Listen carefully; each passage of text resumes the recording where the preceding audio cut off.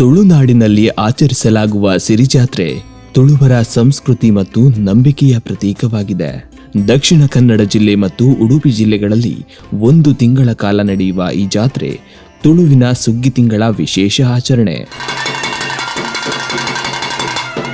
ತುಳುನಾಡಿನಲ್ಲಿ ಸುಮಾರು 80ಕ್ಕೂ ಹೆಚ್ಚು ಸಿರಿ ಆಲಡೆಗಳಿದ್ದು ಅವುಗಳಲ್ಲಿ ಮರೋಡಿ ಶ್ರೀ ಉಮಾಮಹೇಶ್ವರ ಆಲಡೆ ಪ್ರಮುಖವಾದದ್ದು. ಸುಮಾರು 800 ವರ್ಷಗಳ ಇತಿಹಾಸ ಹೊಂದಿರುವ ಈ ದೇವಾಲಯವನ್ನ 4 ವರ್ಷಗಳ ಹಿಂದೆ 1.5 ಕೋಟಿ ರು ವೆಚ್ಚದಲ್ಲಿ ಶಿಲಾಮಯವಾಗಿ ನವೀಕರಿಸಲಾಗಿದೆ. ಕ್ಷೇತ್ರದಲ್ಲಿ ಉಮಾಮಹೇಶ್ವರ ಪ್ರಧಾನ ದೇವರಾಗಿ, ಬ್ರಹ್ಮಲಿಂಗೇಶ್ವರ ಉಪದೇವರಾಗಿ ಸಾನ್ನಿಧ್ಯವಿದೆ.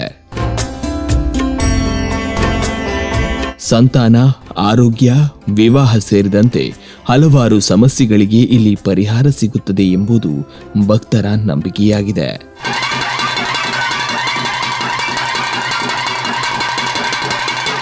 ಸಿರಿಜಾತ್ರೆ ಮತ್ತು ಕುಮಾರ ದರ್ಶನಕ್ಕೆ ರಾಜ್ಯದ ವಿವಿಧ ಭಾಗಗಳಿಂದ ಭಕ್ತರು ಬರುತ್ತಿರುವುದು ಈ ಕ್ಷೇತ್ರದ ಮಹಿಮೆಗೆ ಸಾಕ್ಷಿಯಾಗಿದೆ. ಸಿರಿಗಳು ಯಾರು ಅಂತ ಹೇಳಿದ್ರೆ, ಪುರಾತನ ಕಾಲದಲ್ಲಿ ತುಳುನಾಡು ರಾಜಧಾನಿ ಅಂತ ಕರೆಯಲ್ಪಡ್ತಿತ್ತು. ಆ ಕಾಲದಲ್ಲಿ ಸತ್ಯನಾಪುರದ ಅರಮನೆ ಅಂತ. ಆ ಸತ್ಯನಾಪುರದ ಅರಮನೆ ಅರಸು ಯಾರು ಅಂತ ಕೇಳಿದ್ರೆ ಬೆರ್ಮಾಳ್ವರು. ಈ ಬೆರ್ಮಾಳ್ವರಿಗೆ ಸಂತಾನ ಇಲ್ಲ.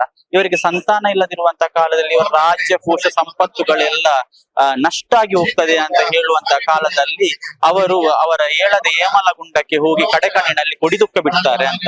ಅವರು ಕಣ್ಣೀರನ್ನು ಸುರಿಸುವಂತಹ ಕಾಲದಲ್ಲಿ ಇವರ ಕಣ್ಣೀರು ಅವರ ಆದಿ ಆಲಡೆಯಾದಂತಹ ಬಡಕಾಯಿ ಬಾರಿ ಲಂಕೆ ಲೋಕನಾಡು ಕೊಡಿಮರ ತಡಿನೆರೆಳಿತ್ತಿನ ಬೆರ್ಮೆರು ಅಂತ ಹೇಳುವಂತಹ ಶಕ್ತಿಯ ಪಾದಕ್ಕೆ ಹೋಗಿ ಗೆಂಡದ ಬರ್ಸ ಅಂತ ಹೇಳ್ತಾರೆ. ಅಂದ್ರೆ ಮಳೆಯಾಗಿ ಅದು ಹೋಗಿ ಸುರಿತದೆ.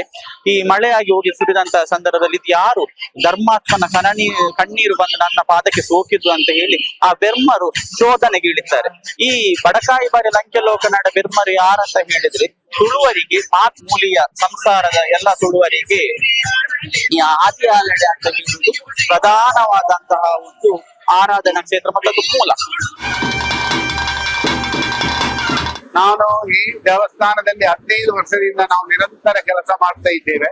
ಆದರೆ ನಾವು ಮುಂಬೈಯಿಂದ ಬಂದಾಗ ಇಲ್ಲಿ ಬಂದು ದೇವರ ದರ್ಶನ ಮಾಡಿದಾಗ ತುಂಬಾ ತೃಪ್ತಿ ಆಗ್ತದೆ.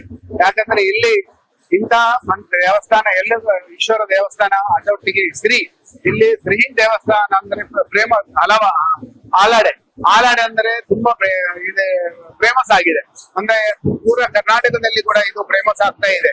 ನಾವು ಇದನ್ನು ಜಾತ್ರೆ ಎಲ್ಲ ವಾಸ್ತವ ಚಾಲು ಮಾಡುವಾಗ 100 ಮಂದಿ 150 ಮಂದಿ ಹೀಗೆ ಇರ್ಬೋದು. ಈಗ ಒಂದು ನನಗೆ 6,000 ಜನರು ಬಂದ ಇಲ್ಲಿ ದರ್ಶನ ಮಾಡ್ತಾರೆ. ದೇವರಿಂದ ಎಲ್ಲ ಏನೆಲ್ಲ ಬೇಡ್ತಾರೆ ಅದೆಲ್ಲ ದೇವರು ಈಡೇರಿಸ್ಕೊಡ್ತಾರೆ.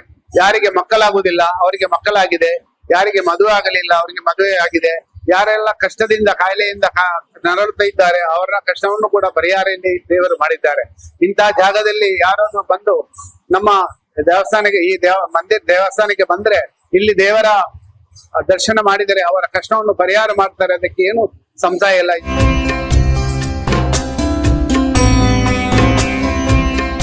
ಶ್ರೀ ಜಾತ್ರೆ ತುಂಬಾ ವಿಶೇಷ. ಅಂದ್ರೆ ಇದು ಎಲ್ಲಾ ಕಡೆಯಲ್ಲಿ ಇರುವುದಿಲ್ಲ. ಯಾಕೆಂದ್ರೆ ಹಲವಾರು ಕಡೆಯಲ್ಲಿ ಹಲಾಡೆ ಅಂದ್ರೆ ಮಾತ್ರ. ಇಲ್ಲಿ ಇದು ಈ ಜಗದಲ್ಲಿ ತುಂಬಾ ಅಂದ್ರೆ ಫೇಮಸ್ ಆಗಿದೆ. ಈಗ ಸಿರಿ ಜಾತ್ರೆ ಅಂದ್ರೆ ಎಲ್ಲೆಲ್ಲೊಂದೇ ಬರ್ತಾರೆ.